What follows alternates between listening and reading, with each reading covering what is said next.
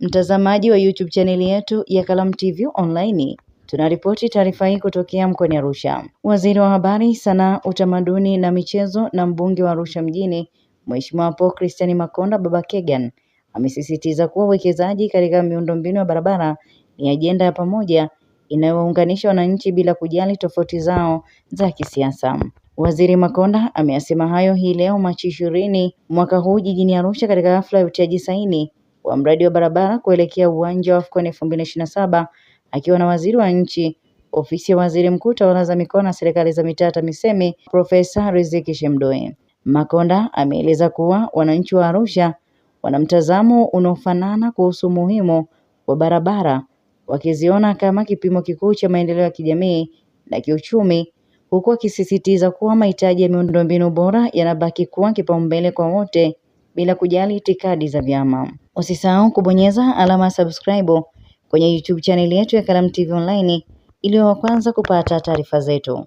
Usisahau kubonyeza alama ya subscribe Kalamu TV Online.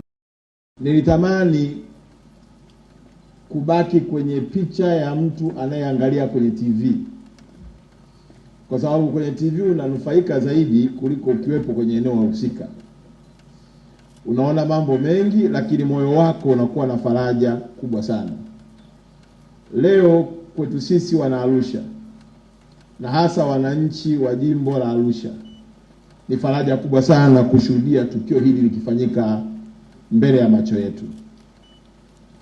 Mheshimiwa Waziri, barabara kwetu ndio kipaumbele. Ni ajenda ambayo inawabeba wananchi wote bila kujali vyama. Kama kuna jambo ambalo wananchi wa jimbo la Arusha hawatofautiani, ni jambo la miundombinu ya barabara.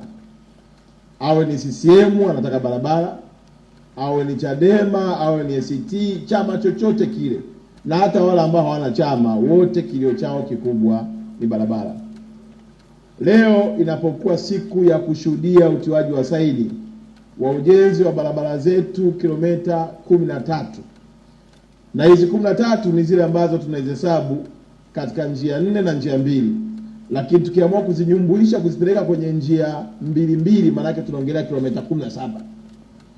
Ni fedha nyingi ambayo Daktari Samia ameruhusu ije kwenye mkoa wetu na kwenye jimbo letu. Hatuna budi kumuombea na kumshangilia kwa mapenzi yake makubwa kwa jimbo letu la Arusha. Usisahau kubonyeza alama ya subscribe Kalamu TV Online.